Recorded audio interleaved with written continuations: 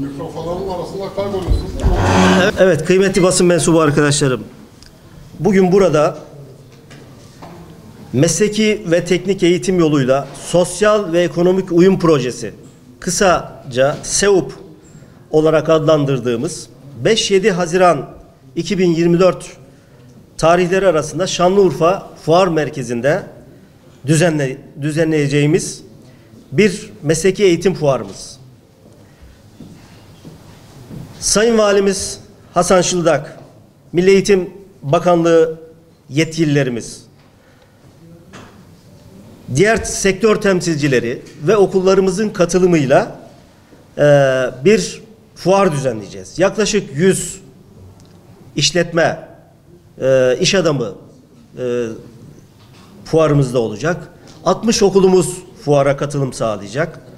Bu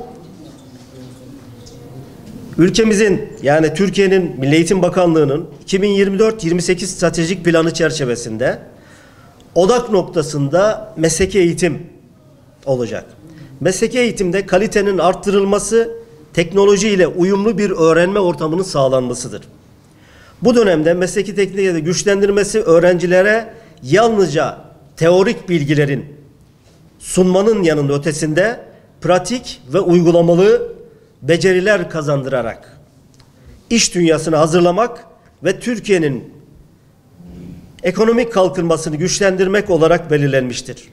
Bu vizyon doğrultusunda kariyer ve mesleki eğitim günlerinde ortaokul öğrencileri mesleki eğitimle tanışacak ve son sınıf meslek lisesi öğrencileri sektörün önde gelen firmalarıyla buluşarak kariyerleri için ilk adımı atma fırsatı yakalayacaklar.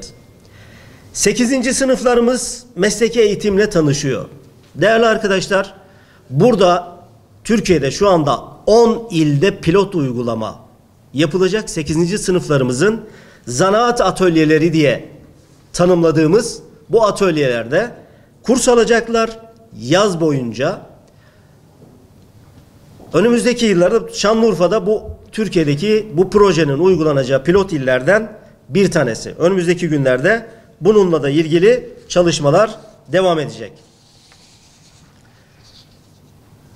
Mesleki teknik eğitim kurumlarında mezun olan son sınıf öğrencilerimiz iş dünyasıyla bir araya gelecekler bu fuarımızla. Artık bunun istihdamda mesleki beceriler ön plana çıkacak. Fuarımızı gelip de gördüğünüzde mutlaka bunlara denk geleceksiniz. 1500 en önemli maddelerden bir tanesi bu. 1500 yeni mezunun ücretini, sigortasını bir yıl boyunca bu proje karşılayacak. Bu sayı çok önemli bir sayı. 2025 yılı sonuna kadar 1500 öğrenci işe yerleştirilecek. Değerli arkadaşlar, yaklaşık biraz önce de söyledim. 12 okulumuzda SEUP projesi uygulanıyor. Bu SEUP projesi dolayısıyla 8,5 milyon euroluk ekipman, bütün o 12 mesleki lisemizin ekipman desteği sağlandı. Bunların ekipmanları yenilendi. Lazım olan alet edevatları yenilendi. Bununla ilgili bu proje çok ciddi bir şekilde okullarımızı gelecek teknolojiyle buluşturdu.